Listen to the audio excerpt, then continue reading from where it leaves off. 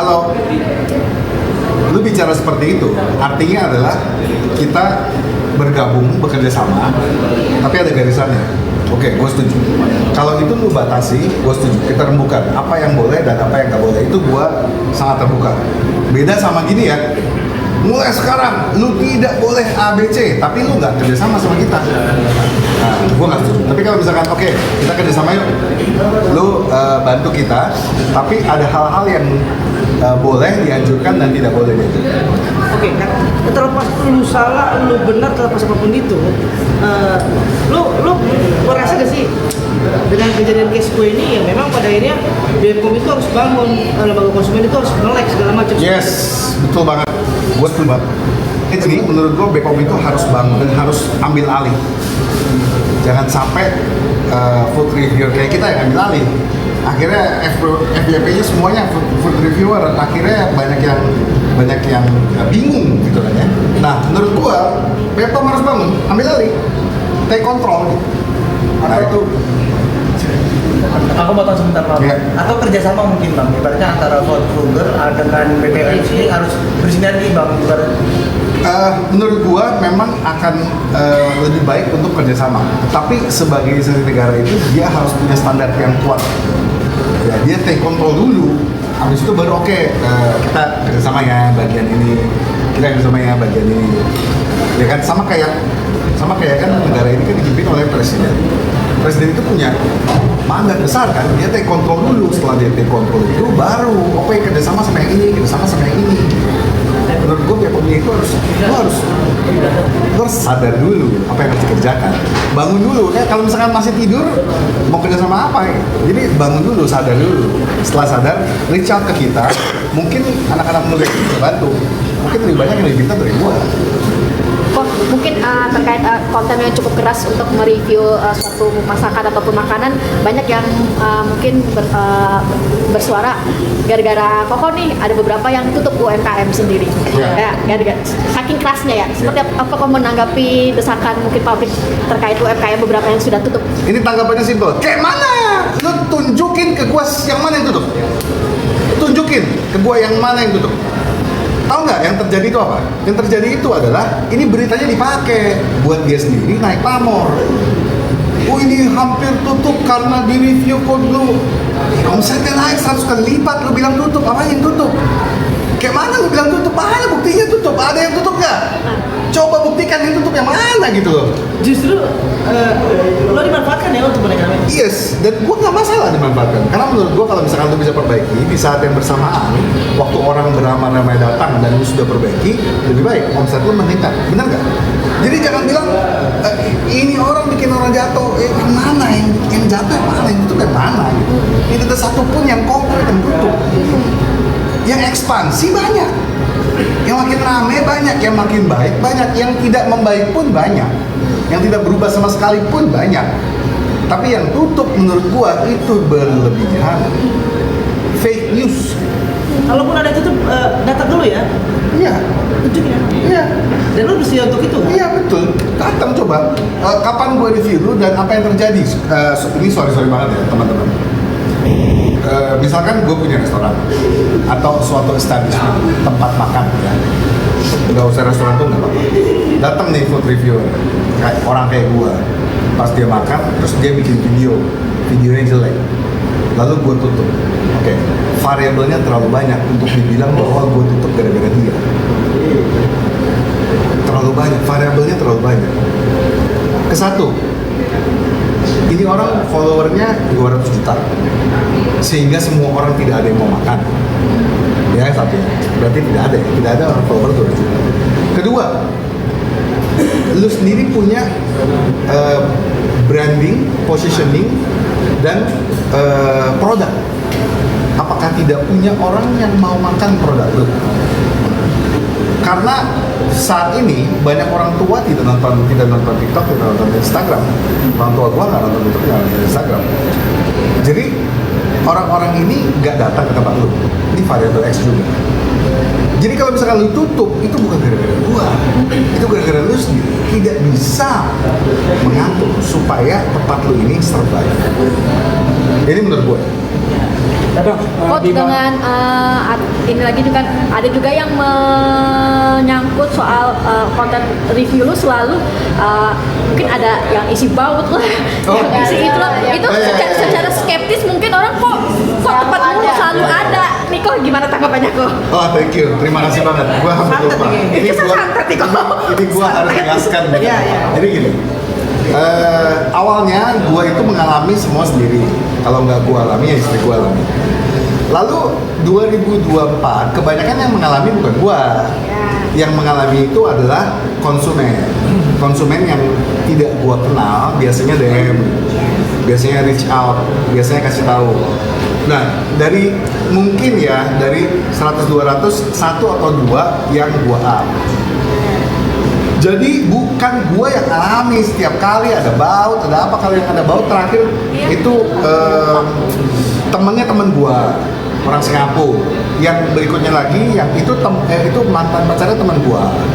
Terus yang sebelum-sebelumnya yang ada cowok lah, ada tikus lah, itu orang beritanya juga dia sudah up di sosial media dia sendiri. Lalu dia reach out ke gua, bang, gua up di sosmed gua, tapi nggak rame bang. Gua pengennya, terus gua tanya, biasanya gua tanya, objektifnya apa? Lu mau up story ini? Objektifnya saya sakit hati bang. Satu. Kedua, objektifnya saya tidak mau orang lain mengalami bang. Nomor 3, objektifnya apa? Saya mau minta ganti rugi bang. Ini nggak ada yang peduli sama saya sakit hati. Nah jadi kalau kembali lagi, kalau perlindungan konsumen jalan, kalau BPOM jalan, ini nggak akan terjadi nih, ya kan? Nah sekarang gue bantu, abis itu gue dibully sama satu Indonesia. Menurut gue jadinya bingung gitu ya. Ya itu aja jawabannya. Bukan gue yang ngalami, banyak orang yang ngalami, mereka lapor ke gue. Kenapa? Lo yang ngantek. Tapi mau bantu tapi akhirnya ya lu kena impactnya ya Iya. bantu gue dibully, Iya. nggak dibantu ya ada hak pengen yang di up ini suaranya. Ya terus terang ya, setelah kejadian yang terakhir ini, karena menurut gue ini udah kesekian kalinya gue dibully secara umum ya, 2023, 2024 dan sekarang 2025. Kayaknya gue akan stop ya. Kayaknya gue akan stop ya, karena ya gue punya hidup juga. Kalau misalkan hidup gue diganggu, menurut gue akan diam aja sih. Silahkan menikmati. Kalau untuk mereview nggak akan tetap maksudnya untuk Ya, jadi kalau misalkan ada yang lapor nih ya, ya kayaknya gue nggak akan up lagi. Nggak di-chase lagi. Ya kecuali gue sendiri yang ngalamin ya. Yes. Ya kalau misalkan gue sendiri yang ngalamin itu sebenarnya itu hak pribadi, hak konsumen. Nah kalau orang lain yang ngalamin kayaknya nggak. Ya menurut gue, bukan urusan gue lah jadinya ya. Gue nggak usah ikut campur lah. Jadi membatasi ya. Batasi diri. tapi tidak membuat lo berhenti untuk mereview kan? Tidak berhenti untuk mereview. Mereview itu kan sebenarnya hobi ya. Kan gue nggak harus review. Kalau maaf kata, kalau misalkan di Jakarta ini tidak suka gue review, gue tidak akan review Jakarta. Ya kan fair lah ya. Gimana bang? banyak juga bang yang membandingkan dengan apa dengan Pak Bondan anggapannya seperti apa? Pak Bondan ya. Pak Bondan itu sepuh saya. Kalau dibilang food reviewer ya kita semua melihatnya Pak Bondan. Dan saya sendiri juga dari kecil nontonnya Pak Bondan. Kalau dibilang disandingkan, kayaknya tidak bisa disandingkan. Terlalu jauh gitu. Beliau juga ilmunya juga terlalu jauh. Mungkin yang bisa saya tambahkan adalah perspektif dan pemahaman. Jadi kan memang Pak Bondan sepuh kan, tapi kan kita masing-masing punya pemahaman tentang makanan berbeda-beda. Jadi itu aja yang bisa saya tambahkan. Nah kalau misalkan food reviewer semuanya kayak Pak Bondan, sekarang bukannya tidak baik, tetapi menurut saya banyak dibohongin sama konten kreator juga. Waktu bilang enak, datang ke tempatnya kok bilang enak ya. Enaknya di mana? Jadi kenapa saya bikin review ya dengan cara yang berbeda, dengan style yang berbeda? Karena saya tidak mau sampai orang itu mengalami hal yang saya alami juga. Itu aja sih. Kenapa? Kalau dapur seorang reviewer, kalau ada money-nya bisa mendapatkan. Oh, jadi Iya, sebagai by request. sebagai seorang food reviewer, kalau lu bayar gua bisa request dibilang enak. Yes. Untuk saat ini gua nggak tahu, tapi gua sendiri tidak mau. Bahkan terakhir dibayar untuk turunin posting gua tidak mau. Tapi saat gua dikasih tahu bahwa lu salahnya ini, gue langsung tarik. Gue langsung turun. Karena oke, kalau misalkan gue salah, gue tidak perlu dibayar untuk kasih tahu bahwa lu tuh salah, lu turunin postingnya, enggak.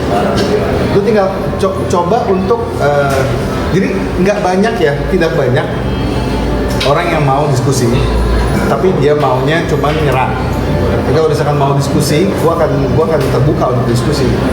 Nah, untuk pertanyaan ini menurut gua tidak terjadi di gua. Lu tidak bisa bayar gua untuk bilang enak kalau ini tidak enak. Karena ini menurut gua lagi ya, ini menurut gua. Bohong lu. Coba lu dibayar berapa? 5 miliar. Lu dibayar 5 miliar. Suruh bilang enak. Terus terang, kalau gua hari ini ditawarkan 5 miliar untuk bilang enak, ya, gua akan ambil uangnya. Tapi gua bilang gak enak. Lu tawaran 5 miliar, lu bilang enak. Terus gua makan, gua akan bilang, wah ini tidak enak. Karena gua tidak pernah bilang bahwa gua endorsement ya. Gua bilangnya honest review. Ya lu bayar gua buat honest review, lu bayar gua buat bicara kejujuran gitu. Itu aja. Oke, Simple. kok terakhir adalah ketika mencuatnya kabar ini banyak yang membuli lu.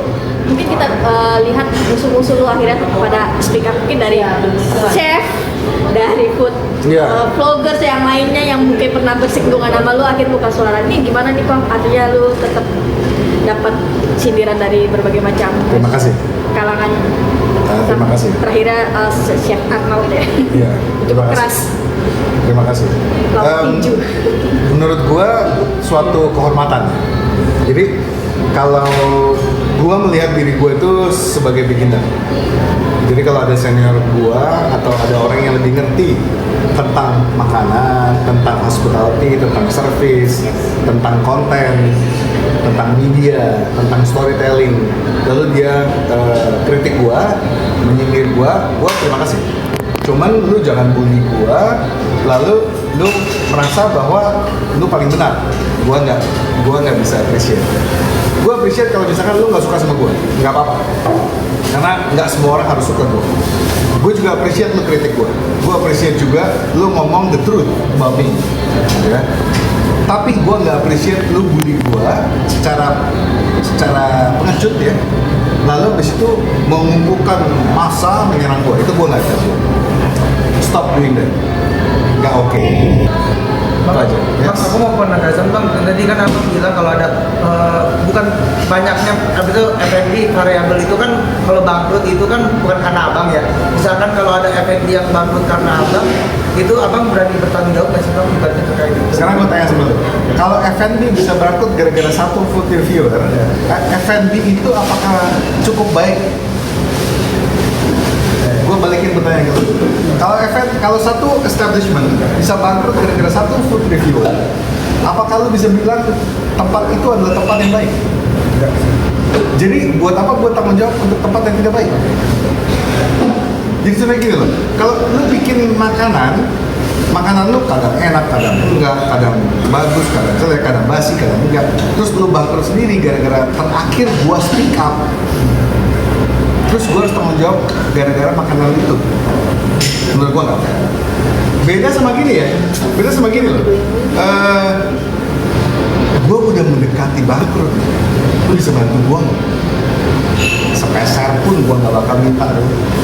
Gue udah mendekati bangkrut, gue udah gak punya uang lagi, gue udah gak bisa survive, punya anak, punya istri, kadang-kadang gue juga harus biayain orang tua gue, lu bisa bantu gak? Gue bantu tanpa sepeser pun dan banyak yang gue bantu.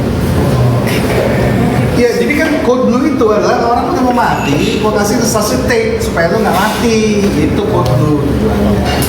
Oke? Ada pesan bang untuk para ini pesan buat Pesan bebas. Para food reviewer. Musuh-musuh mungkin semangat, tetap bicara kebenaran, ya siap-siap dibully satu Indonesia. Terima kasih. Kok foto dulu kok tadi? Ayo foto. Fotonya di foto.